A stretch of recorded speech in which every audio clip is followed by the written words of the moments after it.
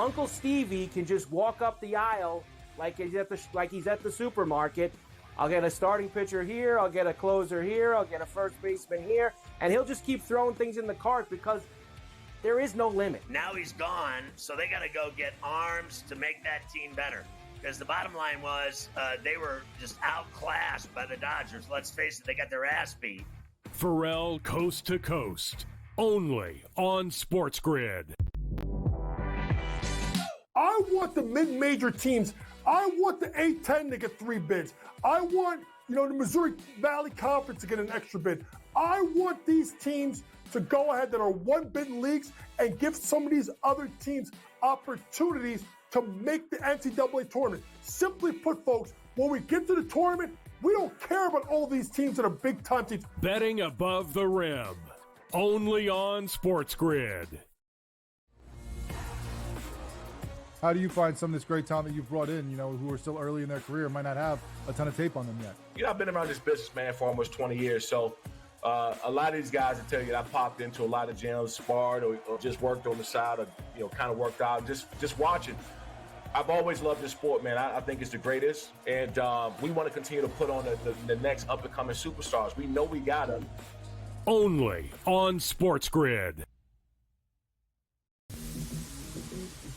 The NFL and college, they don't operate on the same timelines, right? UNLV's head coach just got, the Purdue job this morning, where I imagine, right, UNC probably needs to know from Bill. And let's say it's late December, and we see 7, 8 teams open, and none of them want Bill.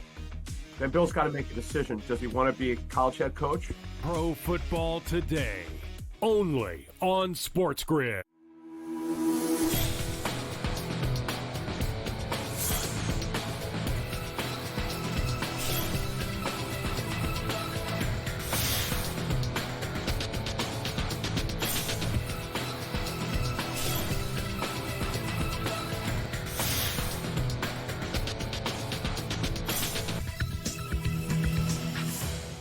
Good morning. Welcome to NewsWire here on SportsGrid. I'm Craig Mish. Great to be back with you here for our midweek edition of the show, getting ready for a little Thursday night football. By the way, we have college football bowl games tonight, too, to preview. We'll do that a little bit later in the program. Pat Evans will join us from Legal Sports Report. Also, Michael DeCourcy on this great slate of college basketball games. That and a whole lot more on this edition of the show. Also, a big quarterback change in the National Football League as well. But we begin with the biggest sports betting scandal that we have had thus far, especially involving a player in the National Basketball Association. You may remember his name from last year, Jontay Porter. His sentencing is coming up, folks. We're about to find out just how long a prison sentence Porter is going to get for admitting that he manipulated NBA games because of his player props that were available to be bet on. Peter Zegletti, who's a partner at a firm called Aird and Burles, who chairs a Toronto law firm's gaming group, said that although Porter has cooperated with U.S. authorities, he expects that the former NBA player will be severely punished. There is some speculation that this could be years, not months. So stay tuned as we get ready to find out exactly the precedent that will be set for sports athletes who try to manipulate games for sports betting improprieties. Meanwhile, the Atlanta Falcons drafted Michael Penix in the offseason, and we didn't think that we would see him at all in the regular season this year. But here we are, $180 million given to Kirk Cousins, and that's going to be sitting on the bench. Michael Penix Jr. is set to make his first career start, and his first start since playing in college football a year ago. Get ready, folks, that the future is now. And by the way, Atlanta plays Washington in Week 17. They flexed that game out, so we could see the rookies, Jaden Daniels and Penix, facing off against each other here coming up in a couple of weeks. So what the Falcons do with Cousins remains to be seen. You hear all this discussion about he can't be cut because of his salary and dead money. Folks, you know that that's not true. They'll figure it out. They figured out Russell Wilson. They figured out Brock Osweiler. They will figure out a way to dismiss Kirk Cousins from the Atlanta Falcons roster in the offseason. All right, the NBA Cup, it's official. Congratulations, the Milwaukee Bucks. They won it. What is it? Still not sure. 97-81, that's the final. So they celebrated last night on the court. Oklahoma City still has championship aspirations, but for now, Milwaukee is one of the hottest teams in the NBA, and Giannis certainly has played fantastic 7-1 to win MVP over on the FanDuel Sportsbook. He talked about winning the game last night. Is the best feeling ever. Just winning feels good. You know, playing big games feels good when you're able to come to the game and execute your game plan, and then the outcome is exactly what you want it to be. But it's not only about the game, it's about everything leading up to the game, the way you prep your body, you know, the anxious, the anxiety you feel, that you want to get everything over with, let's go straight to the game, you know, all of those feelings leading up to the game is what makes the win even better. I'm so proud of the group. Everybody was extremely locked in. We came in, we were focused, played great basketball, and we were able to win this game. We had this goal as a team, and we accomplished it. We accomplished it. I'm very proud of everybody. I'm so happy for Dame that he got. We got our first trophy together, and this is just the beginning. We got to keep on improving, keep on getting better, and we will be better. Genuinely will never forget where I was when Milwaukee won the 2024 NBA Cup. Yeah. All right, let's get back to the NFL if we can. Patrick Mahomes, this guy just has injuries and plays through them. It looks like this could happen again. Even with this high ankle sprain, Mahomes is back on the practice field this week. A positive day for him, and basically went through a light practice. Is it possible that he could end up playing on Saturday? According to Mahomes, it seems possible. Yeah, I mean, I think it's done good with the treatment and the work that we've gotten in. I mean, obviously it's a short amount of time, but I thought we had a good day yesterday, and we had good work after the game as well. It's a shorter week than normal. Is it your intention to try and push the play on Saturday? Yeah, I mean, I think that you have to. That's the reason you play this game is to push the play. So I'll get to work in practice and try to push it to see where I can get to. But at the end of the day, I'm not going to put our team in a bad position. So if I feel like I can play and go out there and win a football game, I'll play. And if I don't feel like that's the best case scenario, I'll let guys like Carson play. I mean, he's a guy that's won in this league as well. So it's just about pushing it this week, seeing where I'm at, and making the best decision then.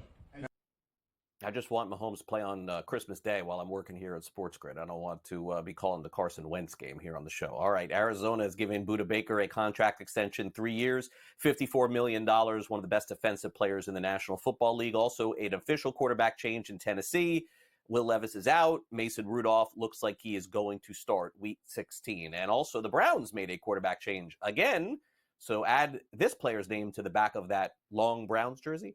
Dorian Thompson-Robinson starts at quarterback for the Bengals. The Jameis Winston era has come and gone. Meanwhile, the Pac-12 era came and went, and a lot of infighting going on with a lot of teams. Colorado State and Utah State have now filed a lawsuit saying that the Mountain West is engaging in an extraordinary and unauthorized action to penalize the 5 schools that are leaving the conference of the Pac-12. This includes Boise State, Fresno State, San Diego State, Colorado State, and Utah State. As they announced in September, they're joining the Pac-12 in 2026. There's actually a release that was set out as well in a statement saying that this flouting of the bylaws in Colorado law is not new. It's part of the Mountain West's ongoing efforts to restrict its members' ability to freely explore best options in the marketplace for their student athletes and penalize certain members for announcing their intent to withdraw from the conference. We see players leaving all the time. It shouldn't surprise you to see schools changing conferences as well.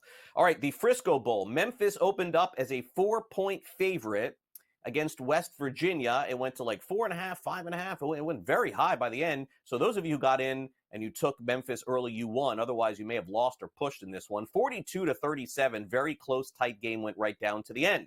Michael Vick, former NFL quarterback, is going to take the head coaching gig at Norfolk State. So congratulations to him.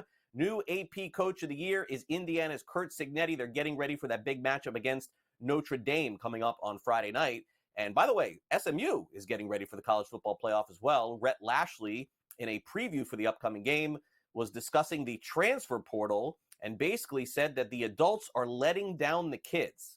I mean, it's terrible. I feel so awful for our kids and kids around the country. You know, we talk about making a system that is all great for them, but we haven't.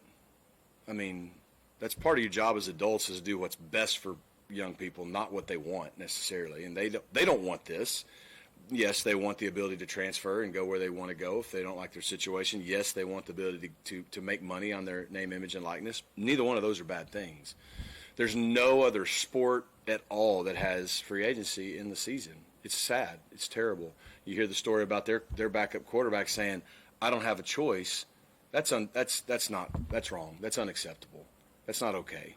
He shouldn't have to make that decision. Preston here is doing the same thing. Now, he has chosen to stay with us, and we're working with him, but it's still a juggling act for him. Oh, and let's not forget they're in finals right now. So, yeah, the real easy thing is you don't have a transfer portal in December. That's the real easy answer, and it solves all the problems. Like, why in the world would we put kids in a position where they got to decide, do I transfer or play in the playoff? Do I transfer or play in my bowl game?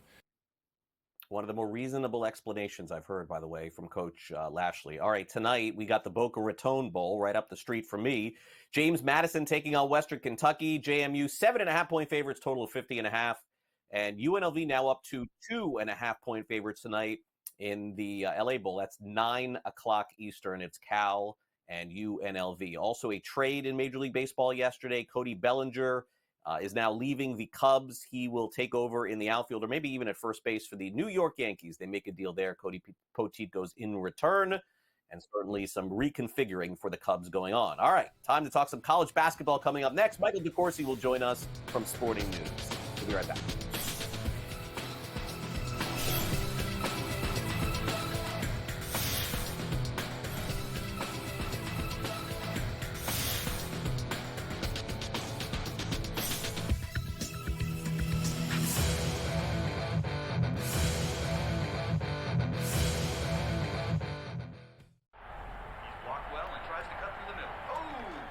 Your gut says Miami is going to win, and you should take the over. Your gut also said your NFT selfies would only go up in value. They didn't. But your head is on SportsGrid and knows the QB is in concussion protocol. The backup has a 45 QBR against the zone coverage. The New York D has the most sacks in the league. So yeah, trust your head. It's smarter to be on SportsGrid. Two guys that can do it all. Too much electricity this morning. This is a good time. We're having a lot of fun. I had to do a triple take. Ka-ching! Why? Because of parity. I didn't mean to offend. Yeah, it's not going to happen. Load management is a dirty word. Let him rip. You know what? Circumstances provide the results. What? How do you do this once? Oh, Donnie, you got such a good show there. A network that is booming. The Early Line, only on SportsGrid. The sharpest football contest show in the land, the Las Vegas Football Contest Show, focuses on Circa Sports Million, Circa Survivor, and the Westgate Super Contest, handicapping the games and releasing our contest picks every week of the season. With two former Super Contest winners, Brady Cannon and James Salinas, a former NFL player, Mike Pritchard, and over $1 million in contest prize money won combined, the Las Vegas Football Contest Show will have you prepared this season like none other. I'm actually not even on a side today. Yeah. And I'll get to that. Why are you on Texas? I gave them a chance. Maybe not me as the overwhelming authority in college football, but entering that game on this set to you guys, I said there was one elite defense entering the matchup in Austin back to end out October. It's not the Bulldogs like it used to be. It is Texas. College football today, only on SportsGrid.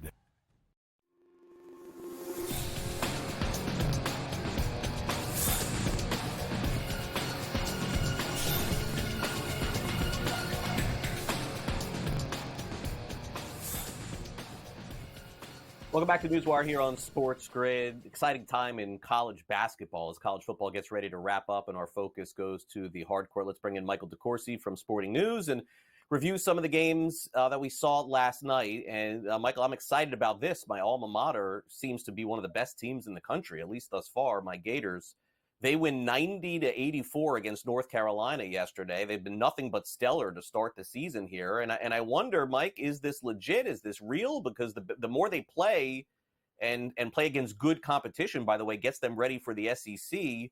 Are the Gators one of those teams that we could see at the end of the regular season getting a 1 or a 2 seed in the NCAA tournament? Well, I think they're very good, but they have had the advantage of playing teams that are just below, or maybe a little bit less than that, the top echelon. They'll play top echelon when they get into the SEC. Kentucky and Auburn, Alabama are all outstanding. And if they can fare well against those opponents, that would be significant for them. I like their team. They move the basketball well. They shoot it well. They have size inside.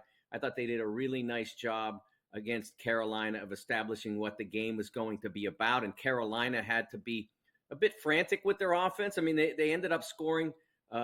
Carolina scored very well. R.J. Davis got it going, but they needed to be perfect down the stretch to hang with what Florida was bringing. Carolina could not guard them without fouling. So I like their team. But one of the things about this SEC, honestly, Craig, is that the scheduling has been genius. The teams like Auburn and Alabama that can handle it have gone out and challenged the biggest heavyweights that are out there. And the teams like Florida and Oklahoma that are very good but maybe not elite aren't taking big risks in non-conference, and it's paying off very well for them. Yeah, so far so good. Can't complain. Will Richard's been great, 22 points. 3 threes last night, 8 for 10 from the field, 5 rebounds as well for him. All right, now, as far as Duke's game last night against George Mason, not a surprise. They win big. Cooper Flagg, another really strong game for them, 24 points, 9 rebounds, 4 assists, and 3 steals. And here we are in December, and we've got a couple of players here that are dead even to win the Wooden Award in Broom and Flagg.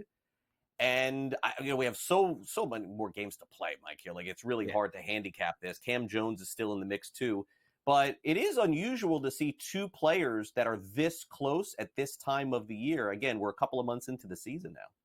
Yeah, I hear a lot of conversation around games.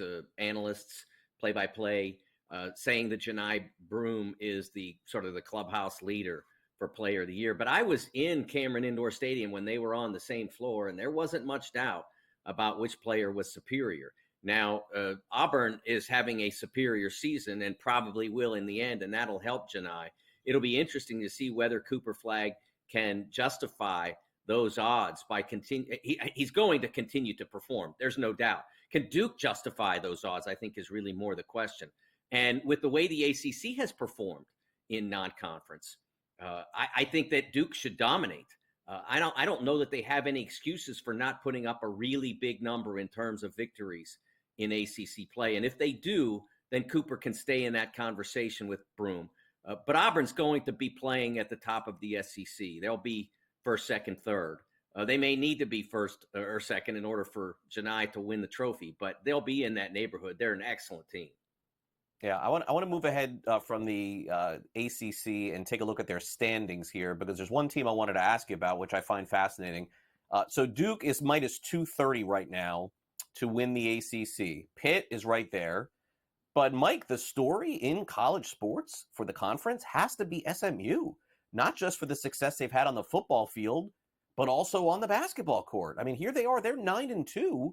On the season as well, followed by Stanford and Clemson. And by the way, SMU 24-1. Those odds are not all that long considering where we are in the season. It's pretty remarkable. The Stanford number really surprises me. But Kyle Smith is an outstanding coach. He's already made a huge difference there. But SMU has been one of the stories of this season. You're absolutely right, Craig. Bought their way essentially into the ACC a year ago by agreeing not to take any television payout. I believe it's for 9 years. That's a long time to go without any television money. But they so desperately wanted to be at the highest level, and they were not going to get there playing in the American Conference. So a smart move, certainly, if you can afford it, by SMU administration. But to have this much impact, I mean, they hired Andy Enfield away from USC. Andy has been a terrific coach at FGCU as well as USC, and now at SMU. He's big on the initials, if you know what I mean. But he's done a great job with those guys early on. I think we'll see a little bit return to normalcy. I think Carolina will surge up a little bit, at least relative to the league. I'm not sure how they'll do nationally, but I think they'll get back into the thick of things as we get closer toward the end of conference play. They showed last night there's still talent there, but they're going to have to rebound better. I like what SMU has done. I like what Pitt has done, but Duke is the clear favorite, as that number describes. That's exact. I'm not a odds maker, but I would say, as I mentioned before, that Duke should be looking at a significant number of conference victories. There will be leagues where, like the Big Ten, 13 or 14 might win it out of 20. But Duke should be well in advance of that when they get through league play.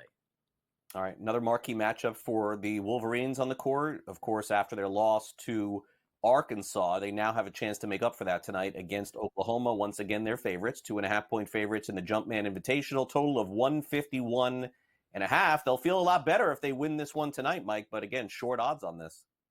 Yeah, it's a challenge. I mean, Oklahoma has played really well. They're an excellent team in terms of organization and playing together. What will be interesting, every team that plays Michigan has to deal with the 2 7-footers.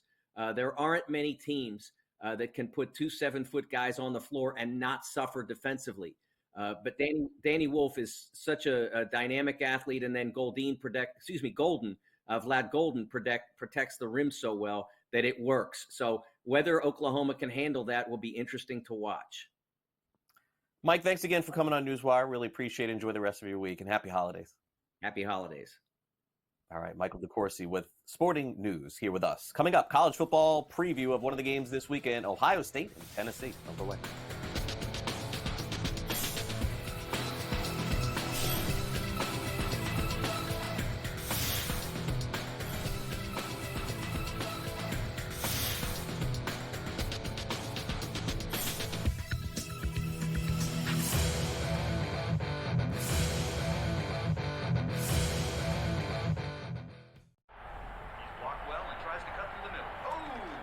Your gut says Miami is going to win, and you should take the over.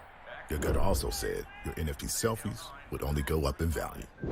They didn't. But your head is on SportsGrid and knows the QB is in concussion protocol. The backup has a 45 QBR against the zone coverage. The New York D has the most sacks in the league. So yeah, trust your head. It's smarter to be on SportsGrid. Two guys that can do it all. Too much electricity this morning. This is a good time. We're having a lot of fun. I had to do a triple take. Ka-ching! Why? Because of parity. I didn't mean to offend. Yeah, it's not going to happen. Load management is a dirty word. Let him rip. You know what? Circumstances provide the results. What? How do you do this one? Oh, Donnie, you got such a good show there. A network that is booming. The Early Line, only on SportsGrid. The sharpest football contest show in the land, the Las Vegas Football Contest Show, focuses on Circa Sports Million, Circa Survivor, and the Westgate Super Contest, handicapping the games and releasing our contest picks every week of the season. With 2 former Super Contest winners, Brady Cannon and James Salinas, a former NFL player, Mike Pritchard, and over $1 million in contest prize money won combined, the Las Vegas Football Contest Show will have you prepared this season like none other. I'm actually not even on a side today. Yeah. And I'll get to that. Why are you on Texas? I gave them a chance. Maybe not me as the overwhelming authority in college football, but entering that game on this set to you guys, I said there was one elite defense entering the matchup in Austin back to end out October. It's not the Bulldogs like it used to be. It is Texas. College football today, only on SportsGrid.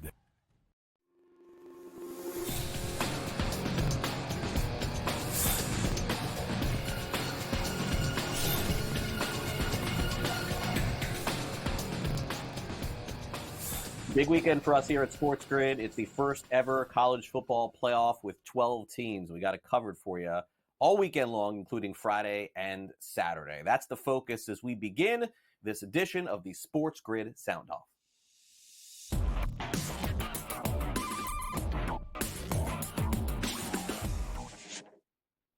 Well, the guys will be focused Saturday morning, getting you ready for the many games that are available for those of you to bet on, to watch, or just enjoy, depending on how you look at it. And boy, what a great matchup we've got between Ohio State and Tennessee. A lot of these games have big spreads, but they do feel too close to call. Now, remember, first round of the college football playoffs are played at the home team site. So Tennessee has to travel to Ohio State in round 1.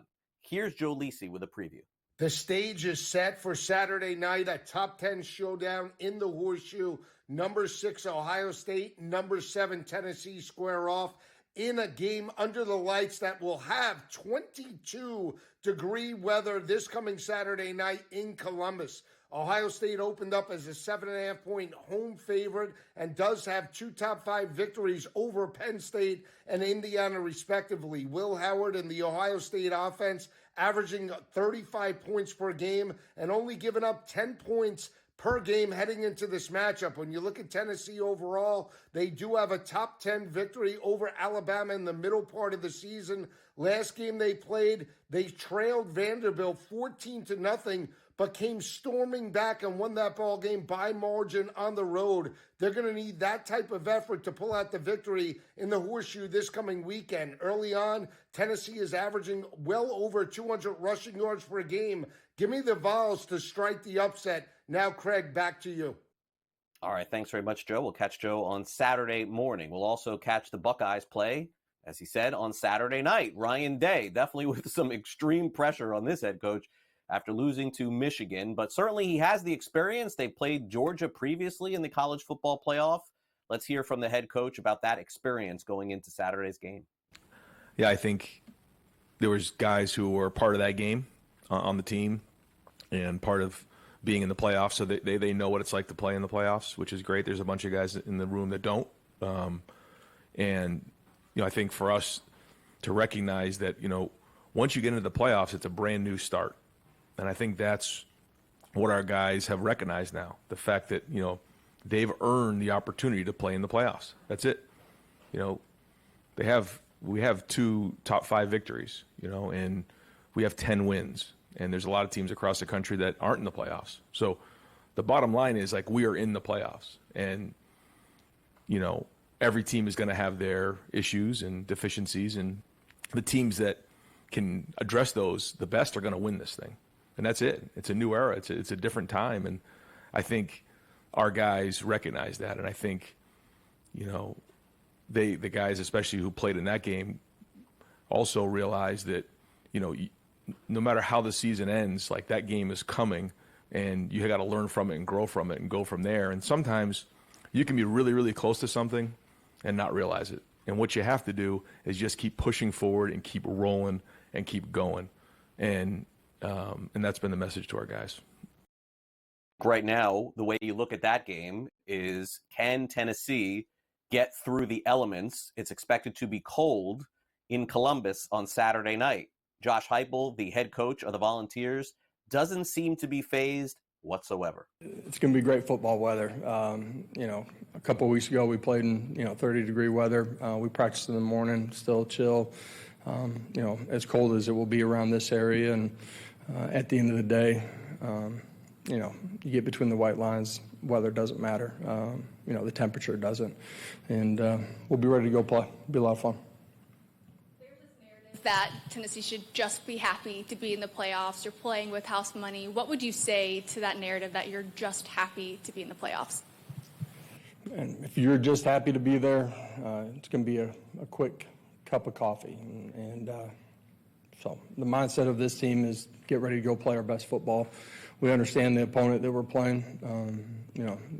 They got an elite roster, really good coaches, prestigious program. We got to go play good football. It doesn't take anything extraordinary at the same time. It's us doing the ordinary things at a really high level consistently for 60 minutes and, looking forward to continuing our prep to get ready to go play. All the coverage Saturday exclusively here on SportsGrid of all the games in the college football playoff, probably the biggest day of the college football season thus far. All right, coming up next year on the show, Pat Evans joins us from Legal Sports Report. Is it possible one of the tribes in Oklahoma has something to say about sports betting in Texas? Pat Evans will answer that question next. Don't go away.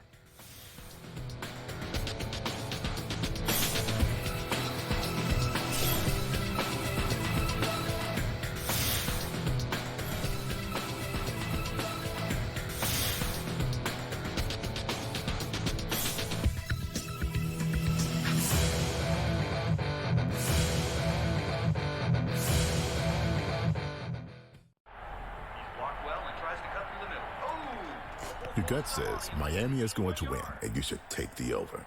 Your gut also said your NFT selfies would only go up in value. They didn't. But your head is on SportsGrid and knows the QB is in concussion protocol.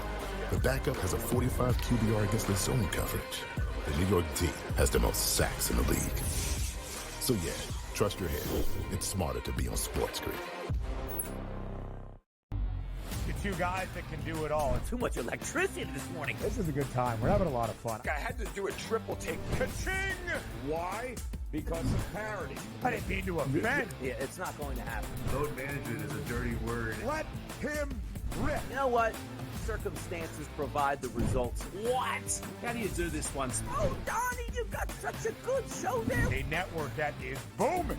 The Early Line, only on SportsGrid.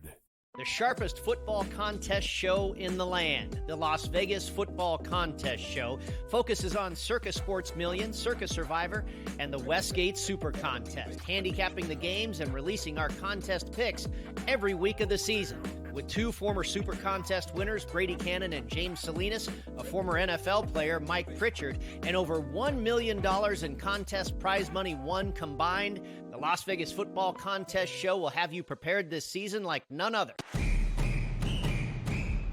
I'm actually not even on a side today. Yeah. And I'll get to that. Why are you on Texas? I gave them a chance. Maybe not me as the overwhelming authority in college football, but entering that game on this set to you guys, I said there was one elite defense entering the matchup in Austin back to end out October. It's not the Bulldogs like it used to be. It is Texas. College football today, only on SportsGrid.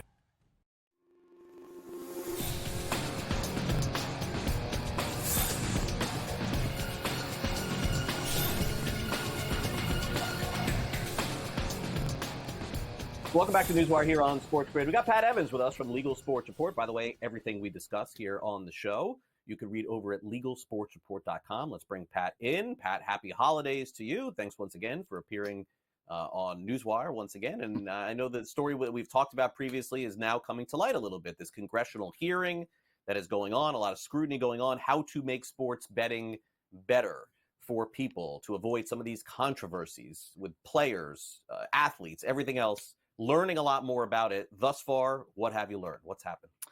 Yeah, so yesterday was the first congressional hearing about sports betting at a U.S. federal level.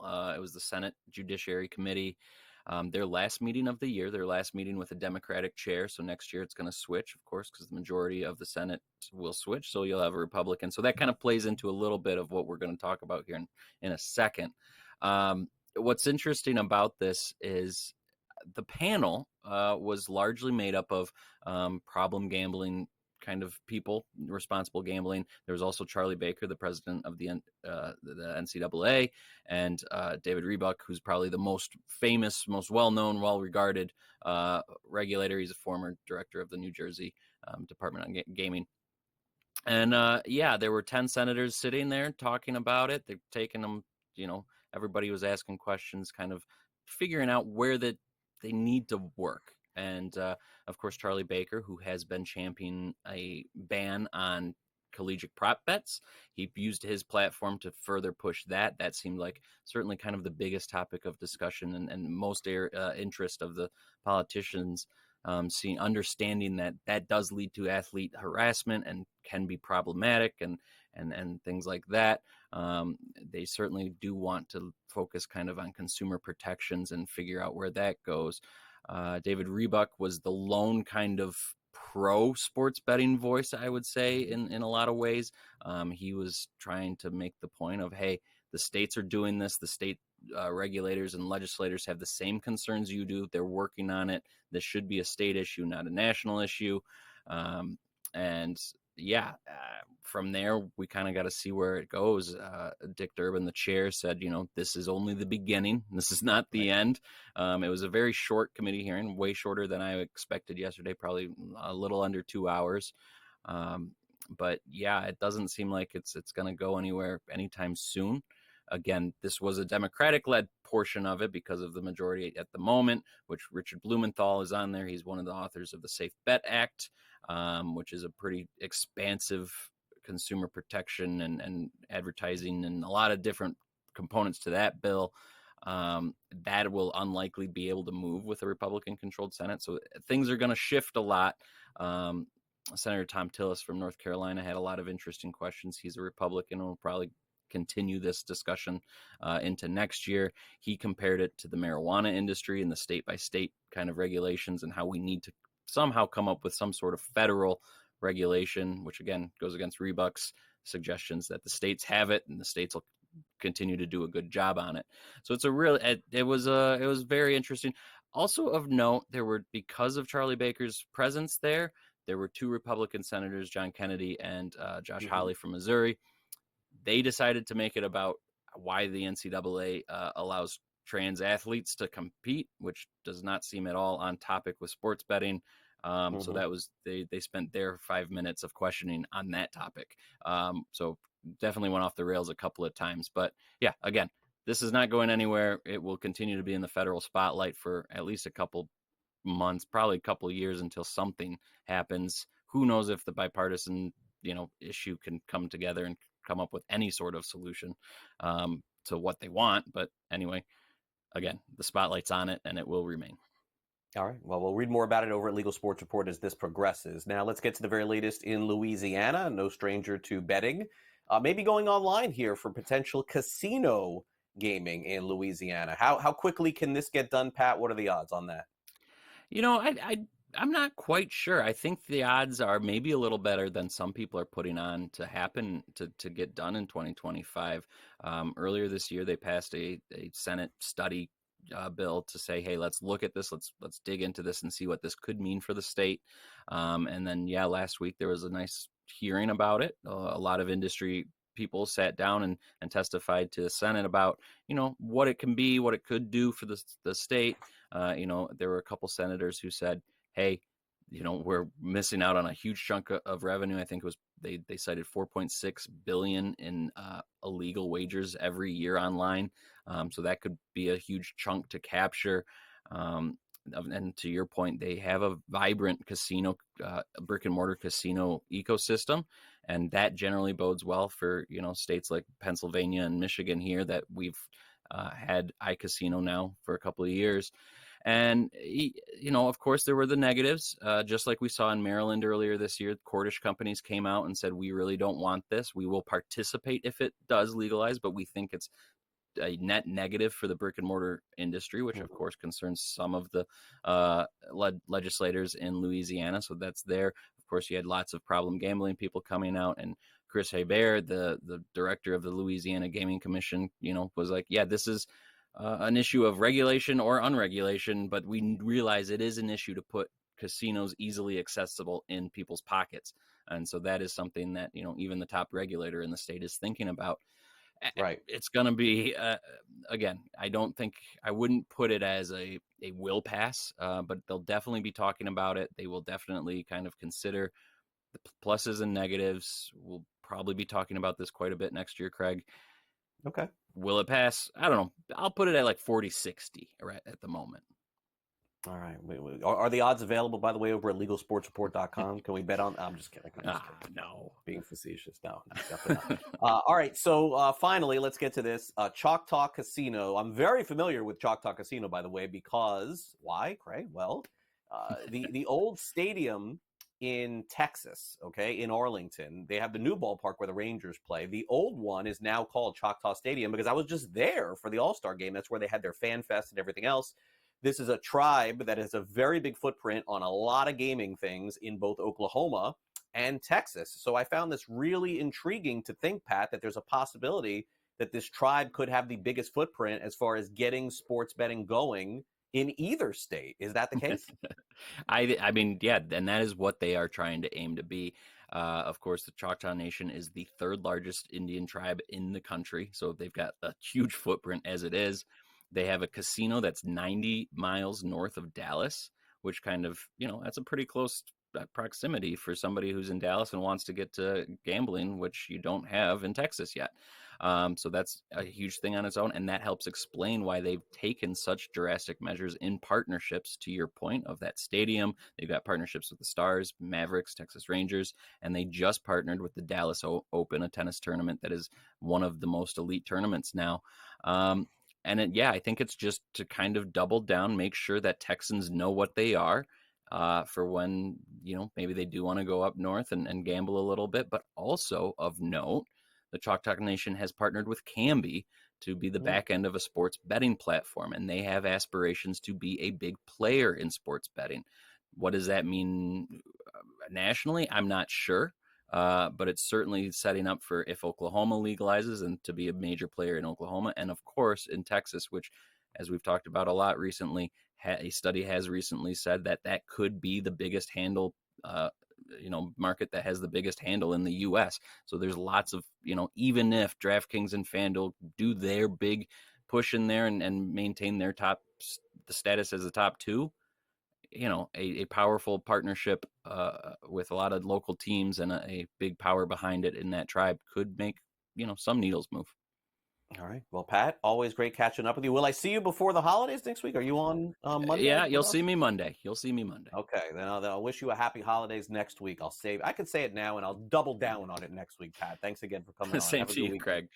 Yeah, right, you too. Pat Evans with us from Legal Sports Report. All right. Simon Applebaum is up next.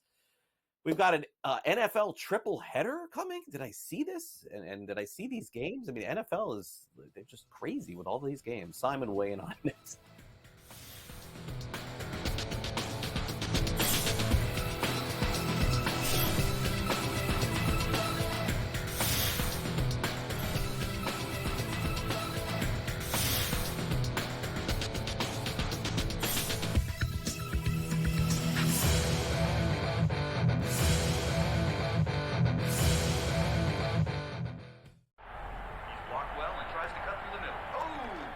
Your gut says Miami is going to win, and you should take the over. Your gut also said your NFT selfies would only go up in value. They didn't. But your head is on SportsGrid and knows the QB is in concussion protocol. The backup has a 45 QBR against the zone coverage. The New York D has the most sacks in the league. So yeah, trust your head. It's smarter to be on SportsGrid. Two guys that can do it all. Too much electricity this morning. This is a good time. We're having a lot of fun. I had to do a triple take. Ka-ching! Why? Because of parity. I didn't mean to offend. Yeah, it's not going to happen. Load management is a dirty word. Let him rip. You know what? Circumstances provide the results. What? How do you do this one? Oh, Donnie, you got such a good show there. A network that is booming. The Early Line, only on SportsGrid. The sharpest football contest show in the land, the Las Vegas Football Contest Show, focuses on Circa Sports Million, Circa Survivor, and the Westgate Super Contest, handicapping the games and releasing our contest picks every week of the season. With two former Super Contest winners, Brady Cannon and James Salinas, a former NFL player, Mike Pritchard, and over $1 million in contest prize money won combined, the Las Vegas Football Contest Show will have you prepared this season like none other. I'm actually not even on a side today. Yeah. And I'll get to that. Why are you on Texas? I gave them a chance. Maybe not me as the overwhelming authority in college football, but entering that game on this set to you guys, I said there was one elite defense entering the matchup in Austin back to end out October. It's not the Bulldogs like it used to be. It is Texas. College football today, only on SportsGrid.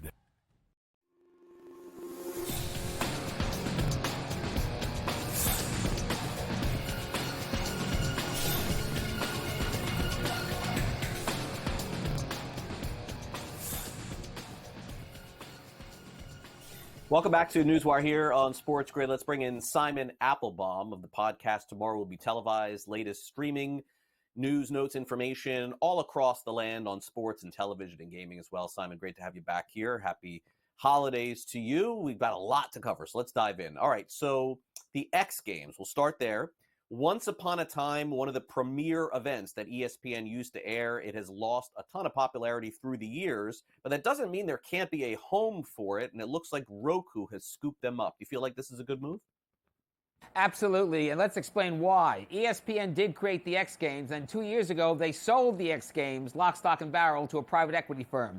And because of that, ESPN downplayed the X Games. Not much publicity, not much promotion, whether it was for the Winter Games, which were held in Aspen, Colorado, or the Summer Games. Now today, Roku announced they are going to carry both on an annual basis. And not only are they going to carry the games, they're going to carry them on a new Roku Sports channel that we didn't know was recently launched. So you're going to be seeing the Aspen Games. That's next month. By the way, it starts my birthday, January 23rd, runs through that weekend. And then there'll be a games in the summer, time and place to be announced. In addition, they have just launched an X Games ad-supported channel. That's already up and running. That'll have like up-and-coming previews of X Games, archive material, athlete interviews, and so forth. And when the games are on, they're going to launch an X Games zone. So both the winter and summer games, they'll have a special zone we can catch up with replays, highlights, stats, archive interviews, everything else. Roku is making a big, big investment in this. Another reason why, by the way, Roku got it is because there's a new chief of the X Games. His name is Jeremy Bloom, and he just joined as the X Games Chief Executive Officer. He made the call, and he is very high on Roku becoming, like ESPN, the big way you'll be able to watch what really is the annual Olympics, both winter and summer, of action sports. By the way, I think this is going to lead to Roku becoming a bigger player in sports television, and I think you're going to see other smart TV sets and device makers also get in. Remember, Vizio is now owned by Walmart, the nation's largest retailer, and I got to think that sooner or later they're going to get into sports, and maybe we'll see LG, we'll see Samsung, and we'll see other smart TV set and device makers say, hey, if Roku can do this, we can do it. Fair enough. All right. So, Simon, if there is an extra day of the week, the NFL would play on it.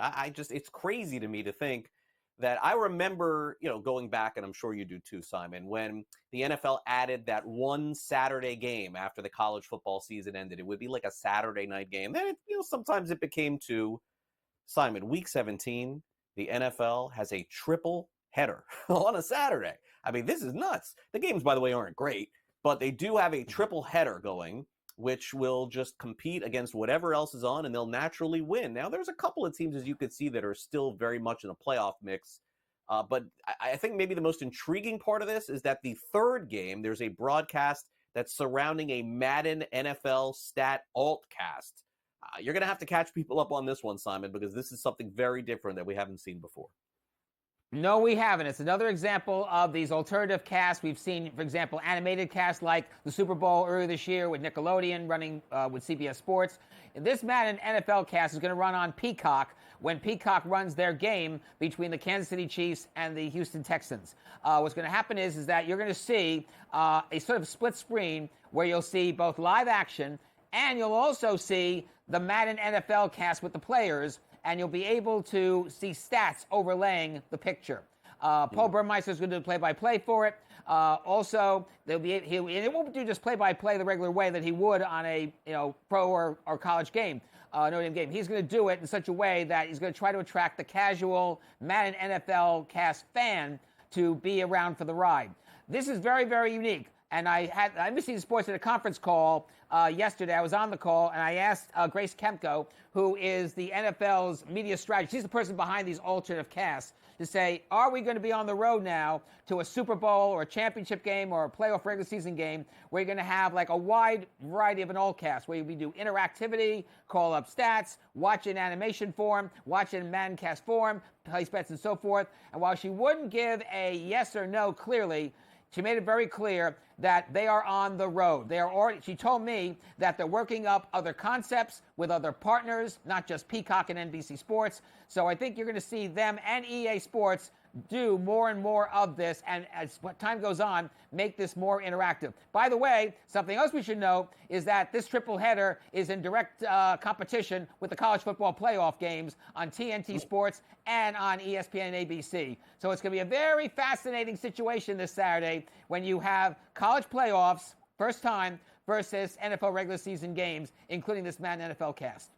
Yeah, no, I mean, college football's got to be shaking here a little bit. They got the 12-team playoff. We got the first round coming up this weekend, and the marquee game, I mean, I don't know, Simon, maybe you disagree. It feels like anytime Notre Dame plays, that's the marquee game. So I do think it's strange, to me at least, that they put them on Friday night at 8 o'clock Eastern. That's the first one. Penn State will take on SMU Saturday afternoon. That's probably the least interesting game for most. Then Texas, Clemson, Texas has a big following, and they've chosen the main ratings game, at least for me, Simon, to be Ohio State, Tennessee. That game's going to be on ESPN. I also should mention, for those of you trying to watch the college football games, folks, TNT and Max have some of these college football games, Simon, this weekend. And by the way, that TNT Max simulcast is also going to go on both the two first games, by the way, the game at 12 noon, then the game at 4 o'clock. It will also be simulcast on TBS and on True TV. And by the way, ESPN commentators and play-by-play people are going to do those two games. So TNT is not going to be farming it out to other people. I think it's going to be really fascinating to see how they play these games. By the way, there'll be a pregame show at 12 noon. The first game is at 1 o'clock. Again, TNT, TBS, True TV, etc. Max will carry that pregame show. It's going to be fascinating to see how this works. And again, you've got this very unusual situation of the first ever college football playoff games on both TNT and Max and on ESPN, ABC versus the NFL regular season games. It should be a whale of an audience for both situations. Yeah, a lot of streaming for me going on, and I'm still a DirecTV guy, but a lot of streaming going to be going on for me on Saturday, just on the go. Simon, real quick, 30 seconds. Venue Sports' effort to dismiss Fubo's lawsuit has been rejected. I mean, we really could dive minutes into this, but the beat goes on with this story. January 6th, U.S. Court of Appeals, both Venue Sports and Fubo are going to make cases why Venue cannot go forward and why they're going to have to do a stay. So watch January 6th. Both sides get 15 minutes to make their case. All right, and catch Simon's podcast tomorrow. Will be televised for all of these stories and more. Simon, have a great weekend. Happy holidays. You too. All the greatest.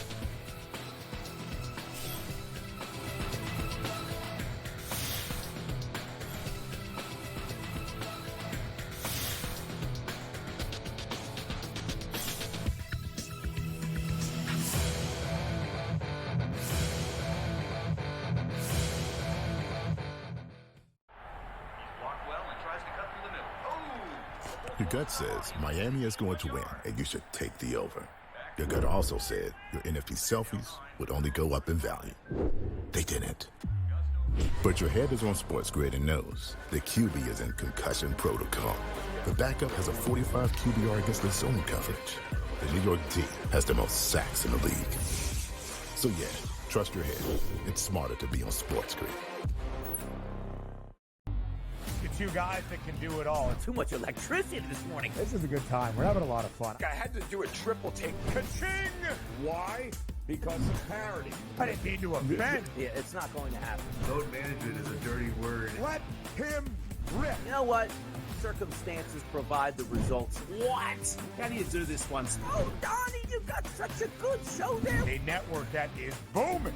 The Early Line, only on SportsGrid. The sharpest football contest show in the land, the Las Vegas Football Contest Show, focuses on Circa Sports Million, Circa Survivor, and the Westgate Super Contest, handicapping the games and releasing our contest picks every week of the season. With two former Super Contest winners, Brady Cannon and James Salinas, a former NFL player, Mike Pritchard, and over $1 million in contest prize money won combined, the Las Vegas Football Contest Show will have you prepared this season like none other. I'm actually not even on a side today. Yeah. And I'll get to that. Why are you on Texas? I gave them a chance. Maybe not me as the overwhelming authority in college football, but entering that game on this set to you guys, I said there was one elite defense entering the matchup in Austin back to end out October. It's not the Bulldogs like it used to be. It is Texas.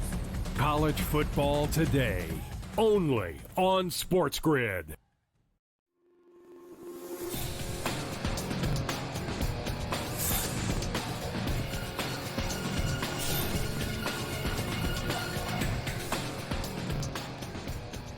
Welcome back to NewsWire here on SportsGrid. We end the show with a little last licks. We've got an update on the NBA All-Star Game format. Yes, they've changed again. Savannah Bananas making history. And boy, Teddy Bridgewater seems to make our show a lot lately. It's time now for, as I mentioned, some last names.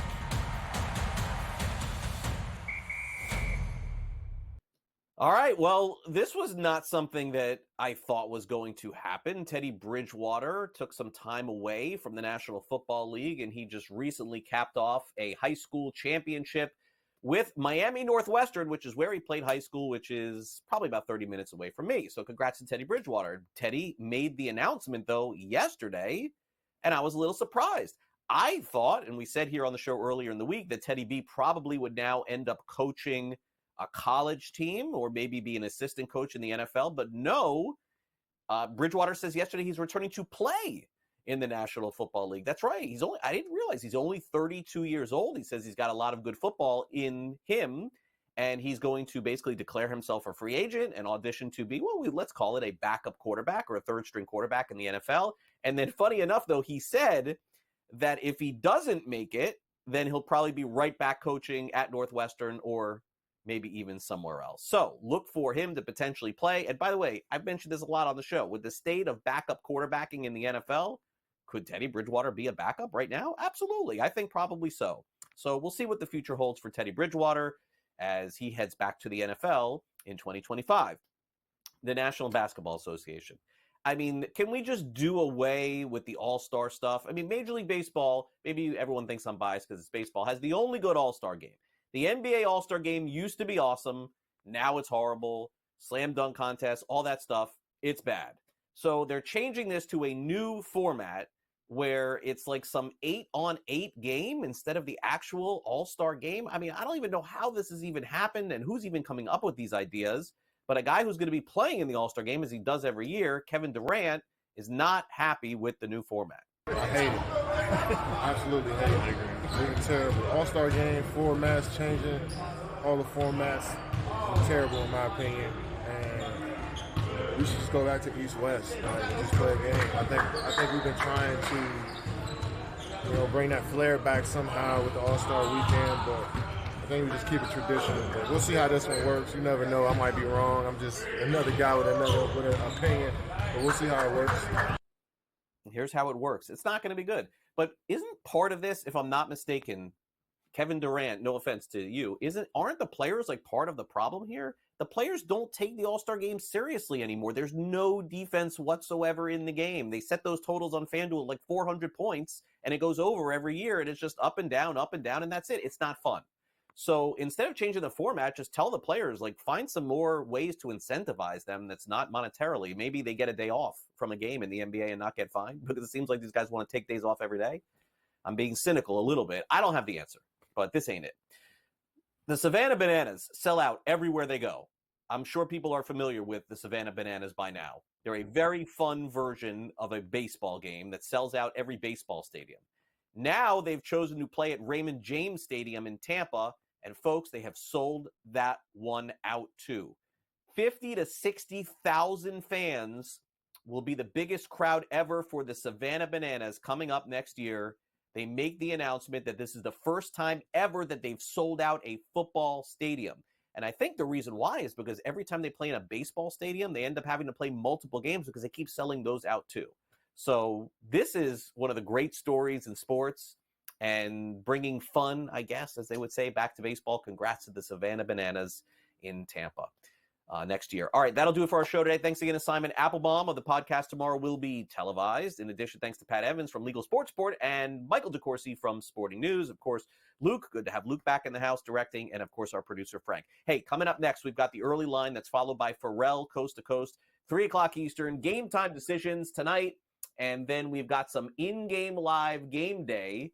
And Gabe on Sports Rage tonight has you covered with all of the NBA, college basketball action, and National Hockey League finals and action as well. For those of you headed to the next round of the fantasy football playoffs, don't forget, Saturday morning, you can catch me and George Kurtz on Fantasy Sports Today, and then Sunday morning for our edition of Fantasy Sports Today with Joe Pisapia and Matt Stryker. And as a programming reminder, next week, Wednesday, Christmas Day, there will be no NewsWire, but I will be with you once again, another Christmas with me here on SportsGrid. I'll be with you all day long for the first game in the National Football League, And, of course, a lot of our different hosts working during the holidays. I will be one of those for you as well next week. I hope you enjoy the rest of your day. We'll see you tomorrow, preview some Thursday night football, and get you ready for the college football playoff. Have a great one, everyone. See you then.